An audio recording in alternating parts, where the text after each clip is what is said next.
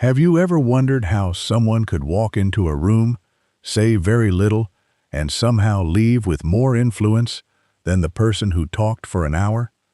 What if the person who appears the most confident isn't actually the most powerful?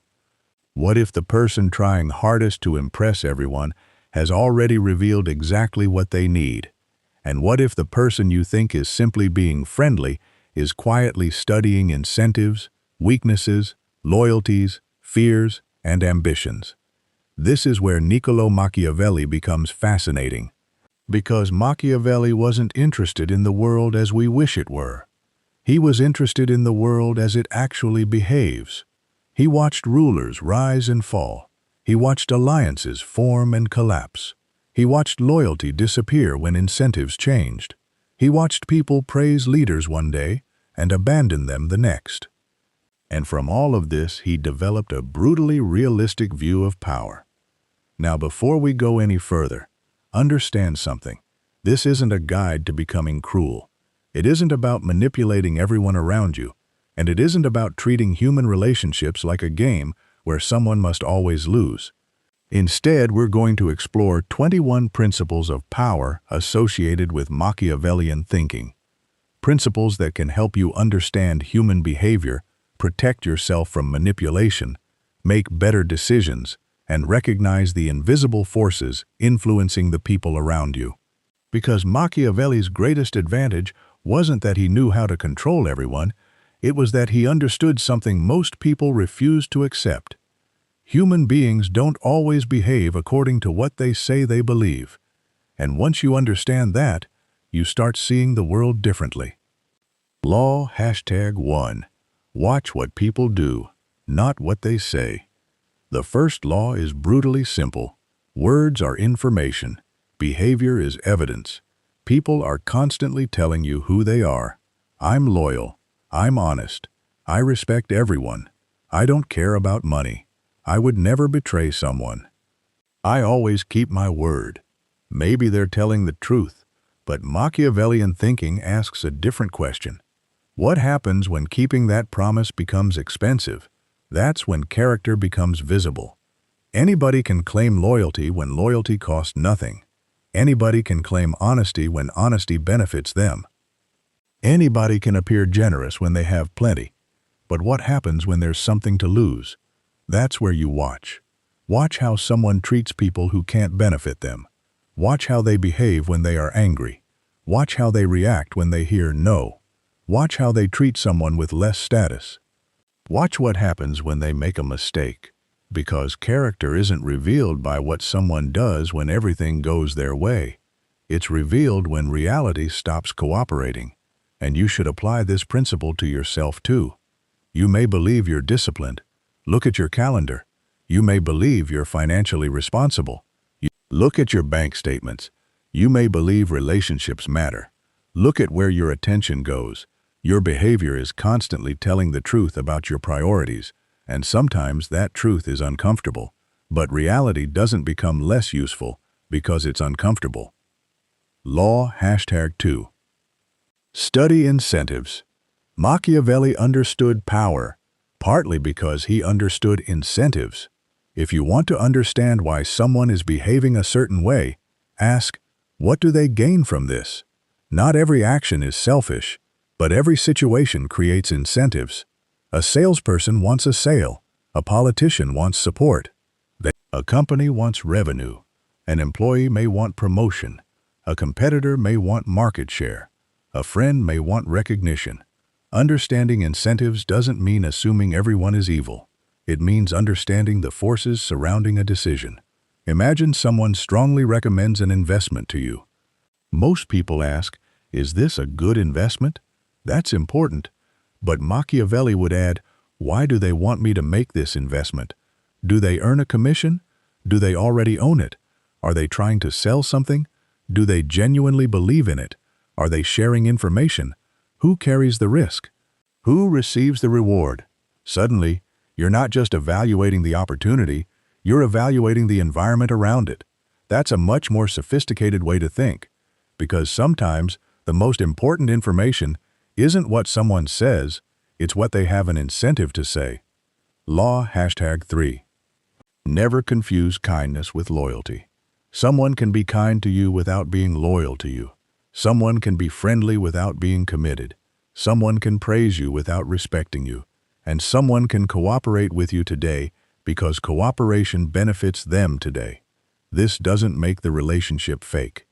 It simply means human relationships are complicated. Machiavelli understood that alliances often depend on circumstances. When circumstances change, relationships can change. So appreciate loyalty, but don't become psychologically dependent on the assumption that everything will remain exactly the same forever. Ask yourself, if the circumstances changed, what would happen? If someone stopped benefiting from the relationship, would they still behave the same? If your status disappeared, would they still respect you? If you stopped giving them attention, would the relationship survive?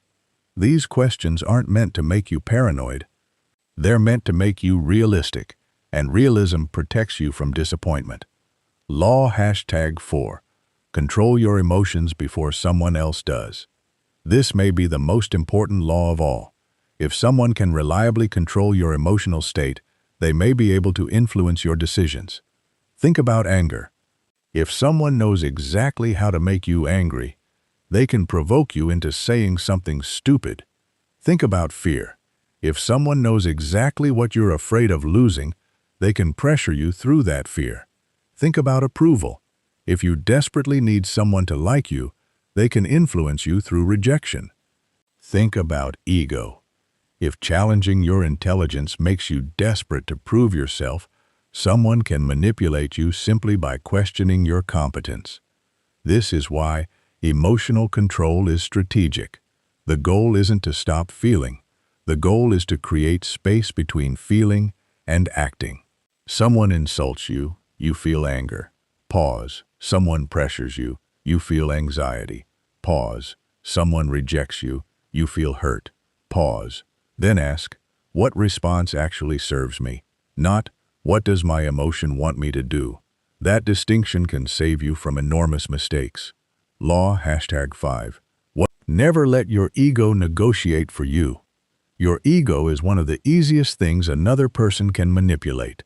Tell someone they're not intelligent enough, and they may spend the next hour trying to prove themselves. Tell someone they're afraid, and they may take an unnecessary risk to demonstrate courage. Question someone's status, and they may spend money they don't have trying to protect it. Challenge someone's reputation, and they may make a terrible decision simply to avoid looking weak. This is why you should understand your own identity triggers. What accusations immediately make you defensive? What kind of criticism hurts the most? What kind of praise do you secretly crave? What do you desperately want people to believe about you? Because those are potential pressure points. And the solution isn't pretending you don't have an ego. You do. I do. Everyone does. The solution is knowing where yours lives. If someone says, you're scared, you don't have to prove them wrong. You can ask, am I? Maybe you are. Maybe you're not. Either way, you don't need to let their words make the decision. Law #6. The person who needs the least has the most leverage. Desperation destroys negotiating power. If you absolutely need one specific outcome, you may accept conditions you otherwise wouldn't. But when you have alternatives, your position changes. Imagine you need one particular job. You may accept almost anything. Now imagine you have 3 strong offers. Suddenly you can negotiate. The same principle applies to relationships. If you believe one person is your only chance at love, you may tolerate behavior you shouldn't. If you know you'll be okay alone, you can evaluate the relationship more honestly. Business works the same way. If one client represents all your income, you may tolerate unreasonable demands. If you have multiple clients, your independence increases. So build alternatives, build skills, build savings, build relationships, build knowledge, build options, because options reduce desperation, and reduced desperation creates freedom. Law #7. Learn to say no without explaining your entire life. A person who cannot say no is incredibly easy to pressure. Every request becomes an obligation. Every disappointment becomes guilt. Every emotional reaction becomes something they feel responsible for fixing. But no is a complete sentence. You don't have to become rude. You can say, "I can't do that. That doesn't work for me. I'm not comfortable with that. I've decided not to." And then stop. Because sometimes excessive explanation creates a negotiation where there doesn't need to be one. You give one reason, they challenge it. You provide another, they challenge that. Eventually, you're defending the legitimacy of your boundary. Why? You don't need a courtroom case to justify every personal decision. Healthy people can disagree with your boundary, but they can respect that it exists. And if someone becomes extremely angry simply because you said no, pay attention. Their reaction may be telling you something. Law #8. Control the pace. One of the oldest psychological pressure tactics is urgency. Decide now. This is your last chance. You have 5 minutes. If you don't do it today, you'll lose everything. Sometimes urgency is legitimate, but sometimes urgency exists because someone doesn't want you to think. A rushed person has less time to investigate, less time to compare alternatives, less time to notice contradictions, less time to ask questions. So develop a powerful phrase, "Let me think about it." You don't have to reject something simply because you're slowing down. You are buying time to evaluate. Ask, "What happens if I wait? What information am I missing? Who benefits from my immediate decision? What happens if I say no? What happens if I say yes?" A person who controls the pace of a decision can influence the decision, so don't surrender your pace unnecessarily. Law #9. Protect information. Information is a form of power, not because you should deceive people, because information creates vulnerability when placed in the wrong hands. You don't need to tell everyone your fears. You don't need to announce every ambition. You don't need to reveal every financial detail. You don't need to explain every private relationship. Privacy isn't dishonesty. It's a boundary. Imagine you're negotiating a business deal. Why reveal your absolute maximum immediately? Imagine you're developing a new project. Why announce every detail before it's ready? Imagine someone you've just met asks deeply personal questions. Why assume they automatically deserve access? The mature person doesn't hide everything. They simply understand that access should be earned. And there's another side to this. Don't collect people's vulnerabilities simply to use them. Use knowledge responsibly. The goal isn't to become dangerous to others. It's to become less vulnerable yourself. Law #10. Watch how people respond to no. Want to understand someone's character? Tell them no. You don't have to provoke them. Just establish a reasonable boundary.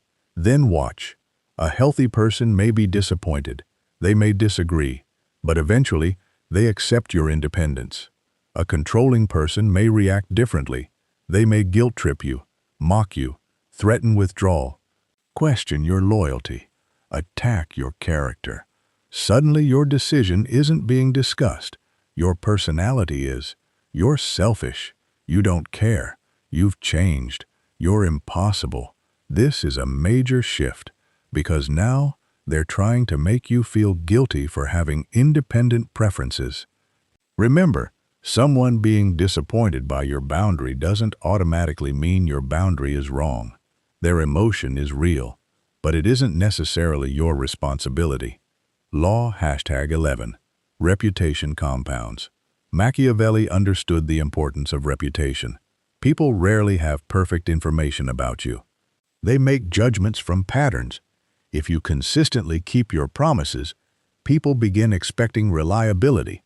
If you repeatedly lie, people begin expecting dishonesty. If you're always late, people adjust their expectations. If you remain calm during crises, people begin trusting you under pressure. This is reputation, and reputation can create opportunities before you even enter the room. But there's a catch. Don't confuse reputation with image. Image is what you want people to believe. Reputation is what repeated behavior teaches them. You can fake an image temporarily. You can't easily fake a pattern forever. So don't obsess over looking impressive. Build evidence. Be consistent. Keep promises. Admit mistakes. Treat people fairly. Become predictable in the right ways. Because when your reputation becomes strong, you don't have to constantly explain yourself. Your history speaks first. Law #12. Never try to be loved by everyone. Machiavelli's writings repeatedly confront the instability of popularity and the realities of authority. The modern lesson is simple. You cannot build your entire life around being liked. If you need everyone to approve of you, you'll become afraid to make difficult decisions. You'll avoid conflict. You'll over-explain. You'll say yes when you mean no. You'll change your personality depending on the room. And eventually, you may not know what you actually believe. Being liked is pleasant. Being respected is useful. But respecting yourself is foundational. You can be kind without being weak. You can be compassionate without being controllable. You can listen without obeying. You can disagree without becoming hostile. And you can accept that someone doesn't like you without immediately trying to fix their opinion. That's freedom. Law #13. Power doesn't always look powerful. The loudest person isn't necessarily the most powerful. The person talking the most isn't necessarily the smartest. The person demanding respect may be the least secure. Real power can be quiet. Competence is quiet. Preparation is quiet. Information is quiet. Financial independence is quiet. Emotional control is quiet.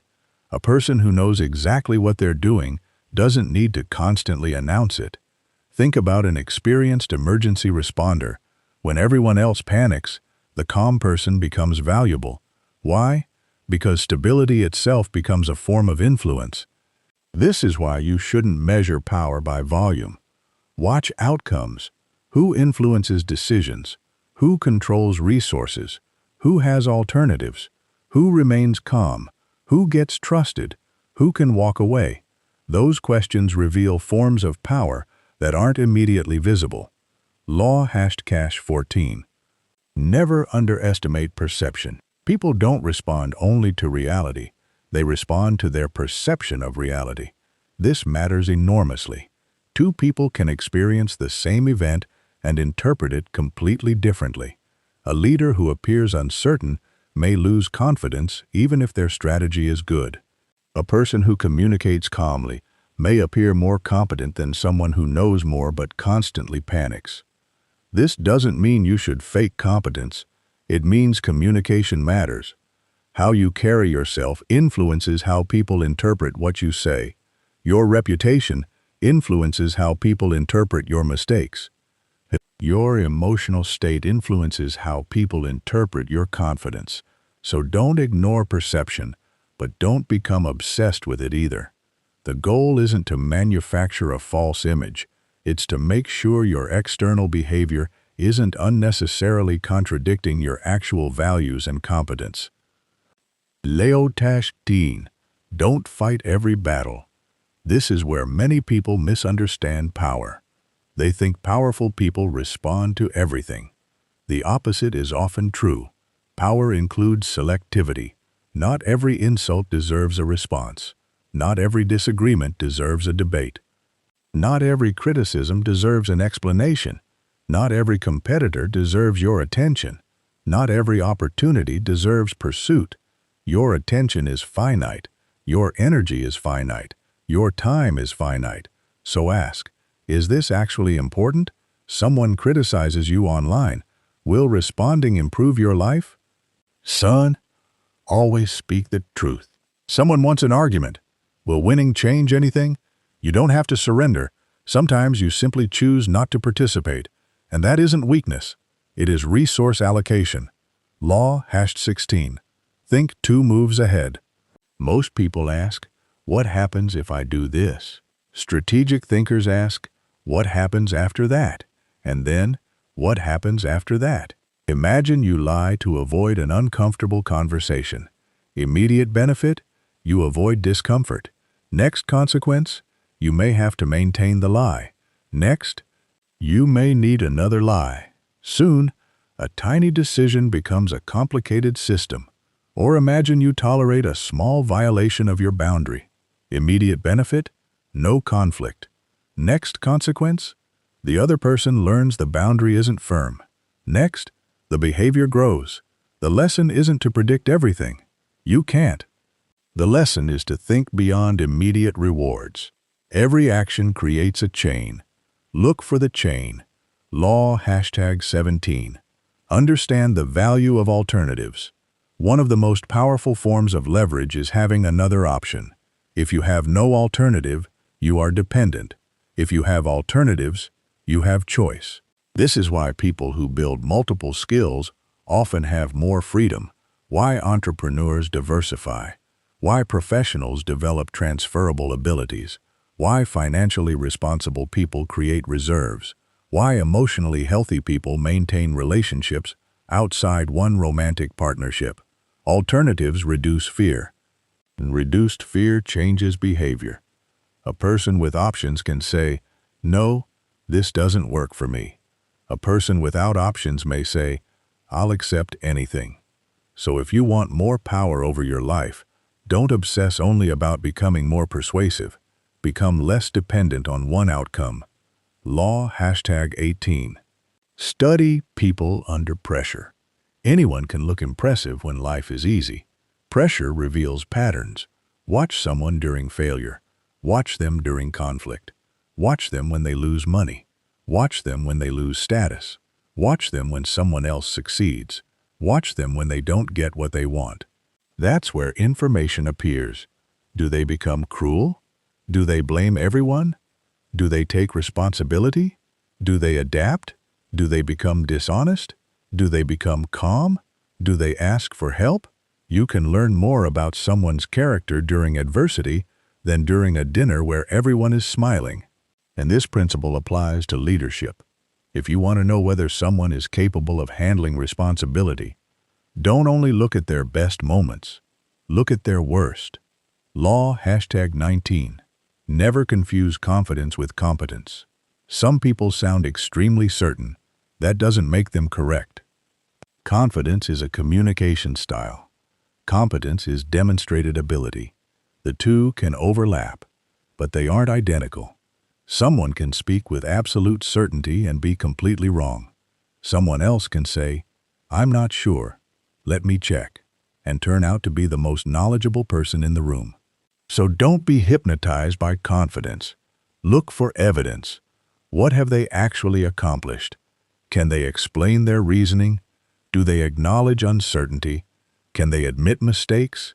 Does their behavior match their claims? A person who is genuinely competent doesn't need to pretend they know everything. They understand the limits of their knowledge. That's intellectual strength. #20. Accept that power is temporary. This may be the most philosophical lesson. Power changes, status changes, money changes, relationships change, organizations change, governments change. People age, circumstances shift. Nothing stays exactly the same forever. Machiavelli studied political power because he understood its instability. A ruler could appear untouchable one year and be removed the next. The lesson for modern life is not to become paranoid. It's to avoid building your identity entirely around temporary circumstances. If your entire identity is your job, what happens when you lose it? If your entire identity is your relationship, what happens if it ends?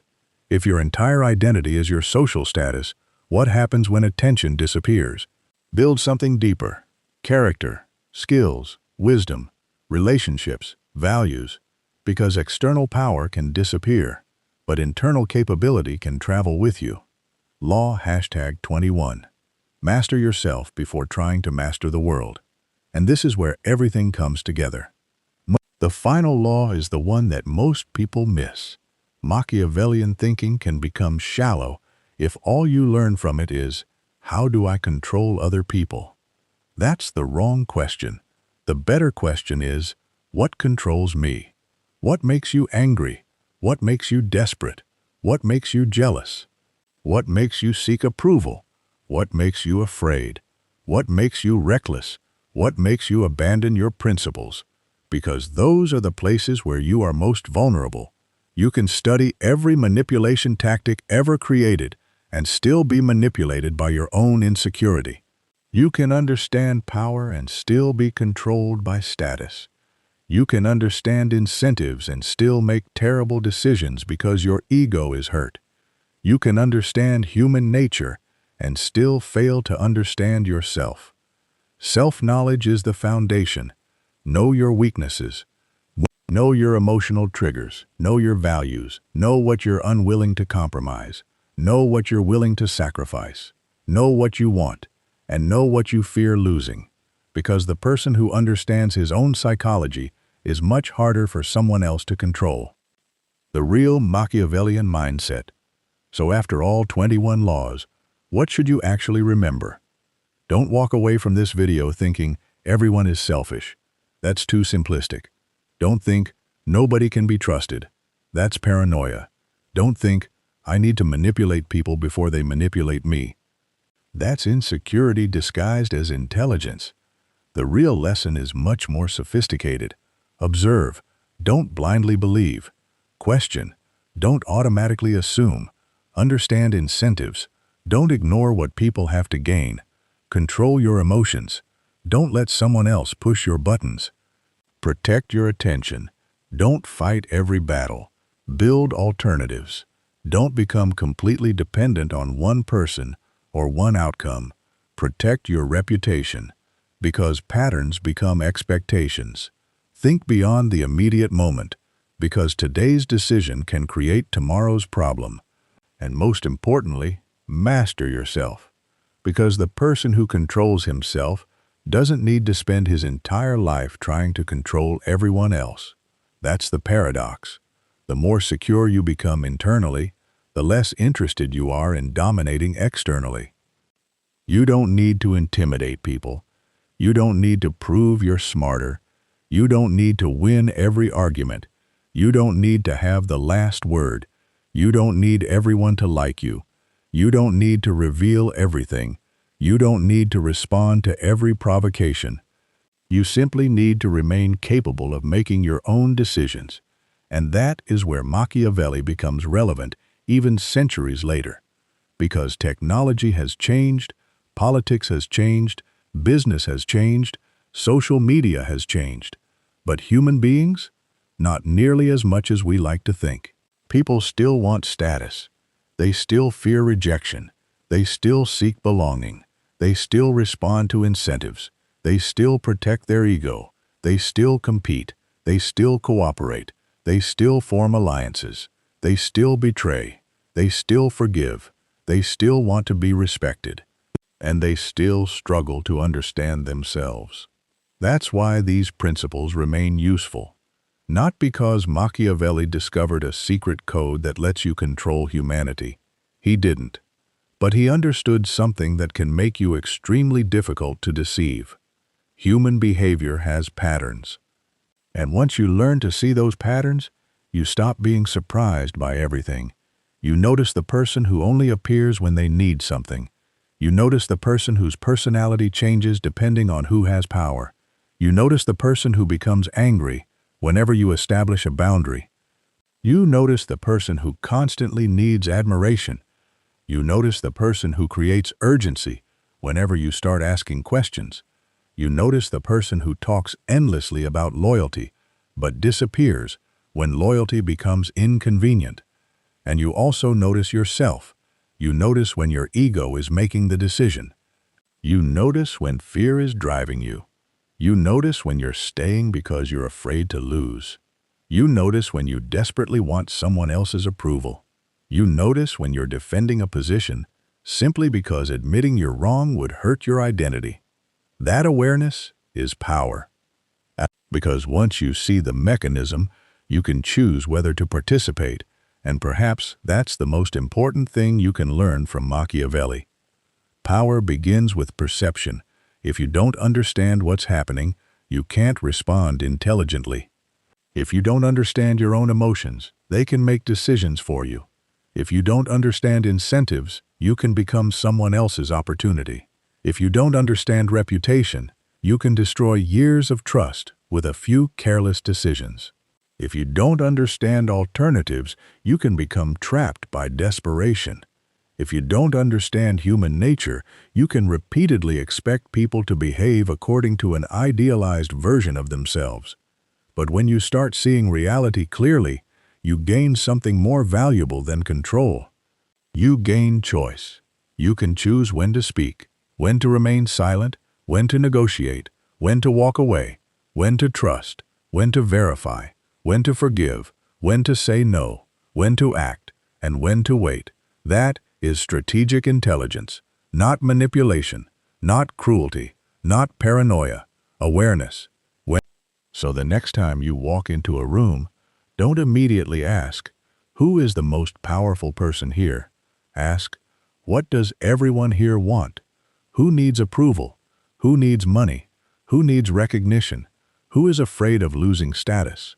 Who has alternatives? Who doesn't? Who is speaking? Who is watching? Who remains calm? Who becomes emotional?" And then ask yourself the most important question: what am I allowing my own emotions to make me do? Because Machiavelli might be able to outsmart you, not because he knows some magical secret, but because he would probably spend less time listening to what people claim and more time observing what they consistently do. He would look at incentives. He would study consequences. He would understand perception. He would watch the balance of power, and he would never forget that circumstances change. So don't try to become Machiavelli. Become more aware than you were yesterday. Learn to see beneath appearances. Learn to recognize incentives. Learn to control your reactions. Learn to build independence. Learn to think several moves ahead. And learn to understand the one person whose motives you can never afford to ignore: yourself. Because once you understand yourself, once you understand people, and once you understand the invisible forces moving both, you become much harder to manipulate. And that's when the world starts looking different. Not because the world changed, but because you finally learned how to see it. If you enjoyed this video and found it valuable, make sure to like the video, share it with someone who needs to hear this, and leave a comment telling me what you think. And if you want to understand psychology, human nature, philosophy, Stoicism, and the hidden forces that shape human behavior, subscribe to the channel and turn on notifications. More powerful ideas are coming, so stay curious, stay sharp, and I'll see you in the next video.